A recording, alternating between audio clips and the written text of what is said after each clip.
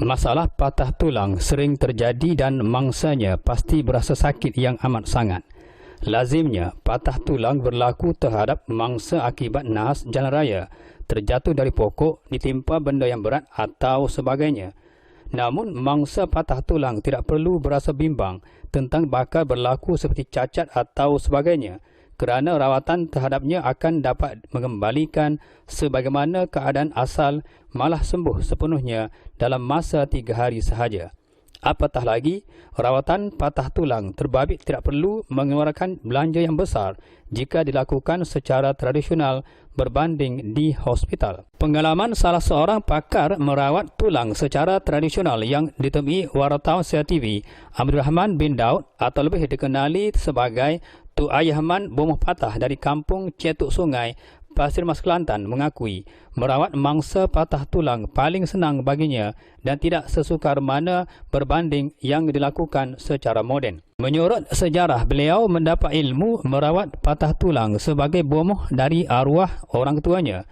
Namun, kebanyakan amalan yang diajari oleh orang tuanya itu adalah sebagaimana wirid yang diamalkannya di dalam sembahyang. Tetapi beliau tidak menolak pernah memperolehi ilmu berkenaan daripada keturunan atuknya yang berasal dari Patani Siam. Katanya beliau berkecimpung sebagai bomoh patah tulang sejak lebih 10 tahun lalu. Pada awalnya beliau memang menolak untuk diajarkan ilmu berkenaan kerana menurut adiknya beliau adalah seorang yang agak lembam. Namun takdir Allah SWT adalah penentu segala-galanya. Apabila salah seorang penunggang motosikal yang terbabit dengan nahas jalan raya semasa menunggang menyebabkan beberapa bahagian tulang tangannya patah 2. Kalau tersilap rawat, kemungkinan tulang mangsa yang patah itu pasti putus. Pada mulanya, Tu Ayahman berkata tidak kepada mangsa. Namun kerana sifat kasihankan penunggang terbabit, terpaksalah Tu Ayahman merawatnya. Hasil rawatan tersebut, masalah patah tulang yang dialami oleh mangsa sembuh sepenuhnya. Dan apabila dilihat tulang yang patah itu bersambung sebagaimana yang asal. Sekarang ini, mangsa berkhidmat dalam Tentera Laut Diraja Malaysia TLDM. Katanya ketika menjelaskan mangsa pertama yang pernah dirawatnya. Menurut Tu Ayahman, kaedah beliau merawatnya dengan memasukkan tulang yang patah tersebut kepada asalnya dan selepas itu beliau menggunakan belat atau bilah-bilah buluh atau papan untuk membalut tulang patah. Semasa memasukkan tulang tersebut, tentunya pesakit akan berasa sedikit kesakitan. Namun, dalam masa 3 hari sahaja, patah tulang tersebut sembuh seperti sedia kala. Katanya, kalau tangan yang patah mangsa tidak akan berasa sakit, tetapi kalau sendi yang patah atau tercabut pastinya akan berasa sakit. Sambungnya lagi, kebanyakan mangsa yang datang menerima rawatan daripadanya bukan sahaja terdiri daripada penduduk tempatan dan daerah-daerah lain di Kelantan. Namun, agak ramai juga dari luar Kelantan seperti Terengganu, Pahang, Kuala Lumpur, Johor, Melaka, Perlis, Negeri Sembilan dan paling jauh datangnya dari Singapura. Kebanyakan khidmat yang pernah diberikan bukan sahaja mangsa datang ke rumahnya. Namun jika perlu, beliau akan ke rumah mangsa untuk membuat rawatan.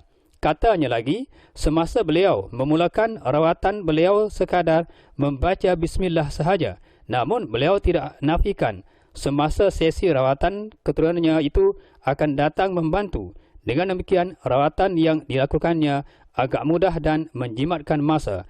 Hasil daripada bantuan keturunannya itu, beliau seolah-olah mengetahuinya sendiri dan apakah yang perlu dilakukannya. Kalau dikatakan keadaan tulang mangsa yang patah itu agak berat dan parah sekalipun, keturunannya akan datang dari arah belakangnya untuk membantu. Dengan sendirinya, beliau dapat melakukannya daripada ilham yang diajarkan melalui keturunannya itu.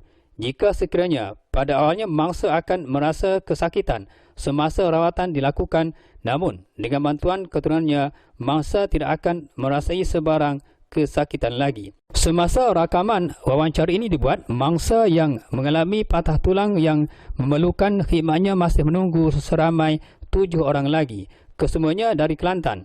Kebanyakan mangsa patah masih memerlukan rawatannya dan sanggup menunggu agar beliau dapat memberikan rawatan yang diperlukan. Walaupun rawatan yang Tuk Ayah Man lakukan melibatkan tulang patah akibat nahas jalan raya, walaupun dikatakan agak parah, namun kesemua rawatan berkenaan Tuk Ayah Man anggap sebagai biasa sahaja. Sudah menjadi kebiasaan bagi Tuk Ayah Man bahawa setiap orang yang memerlukan bantuan dan pertolongan, Tuk Ayah Man bersedia memberikan pertolongan, apatah lagi yang melibatkan patah tulang dan sendi yang tertanggal.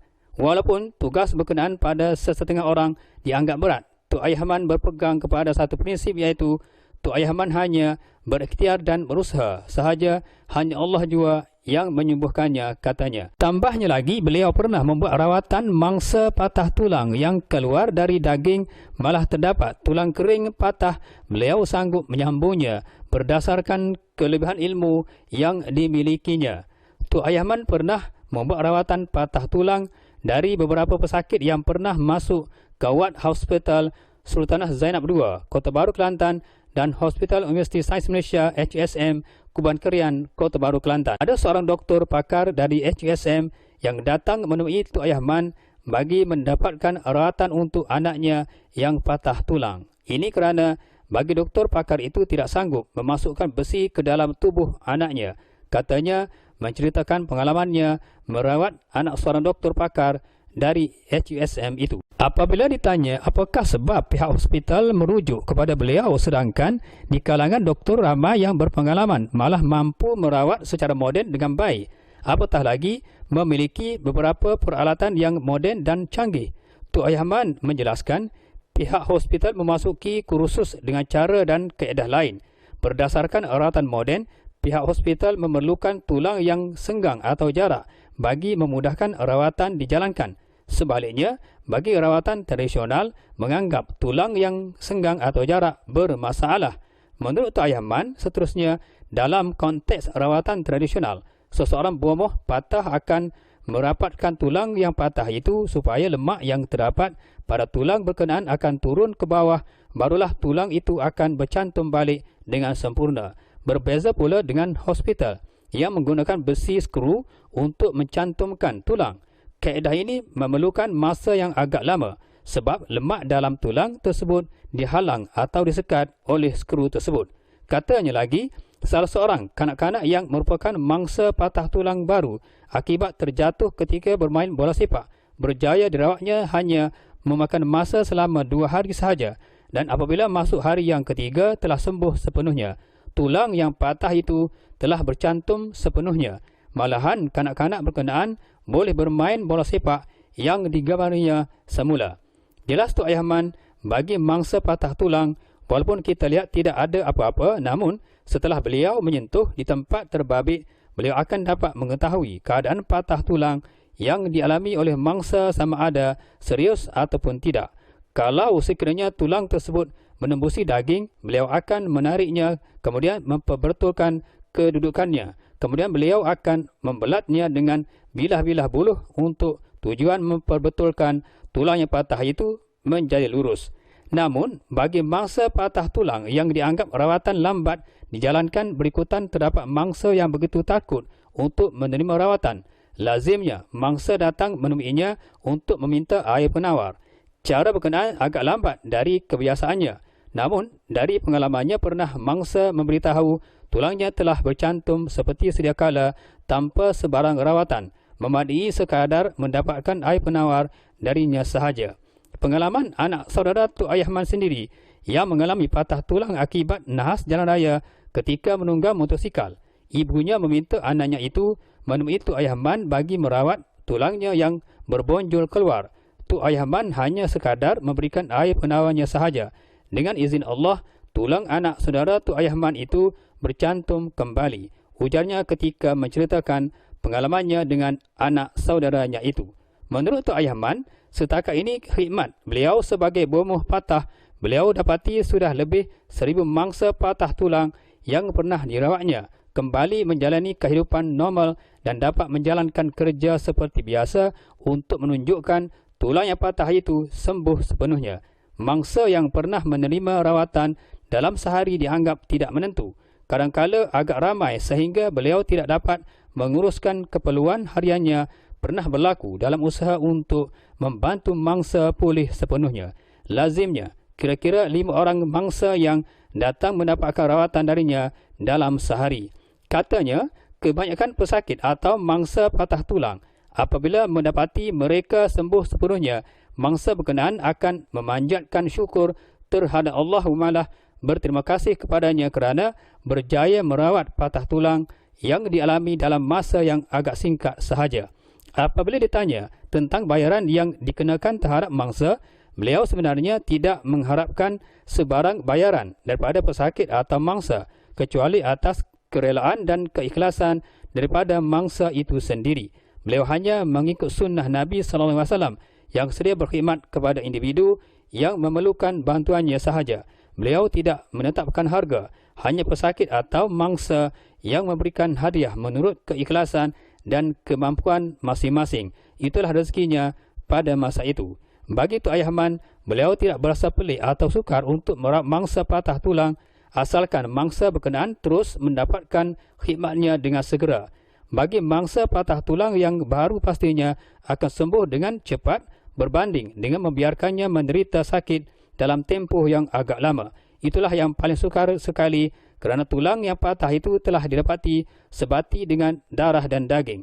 Pokok pangkalnya, beliau begitu teruja untuk merawat mangsa patah tulang kerana baginya rawatan berkenaan tidaklah sesukar mana.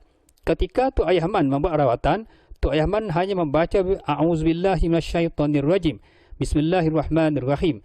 Dengan kehendak dan izin Allah, tulang yang patah itu bersambung dengan sendirinya pada ketika itu juga, jelasnya.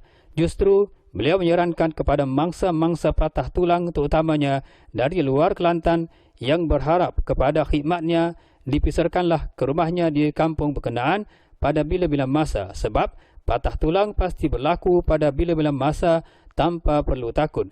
Beliau bersedia memberikan rawatan supaya mangsa dapat menjalani kehidupan yang sempurna seperti biasa sebagaimana sebelum mengalami peristiwa tersebut.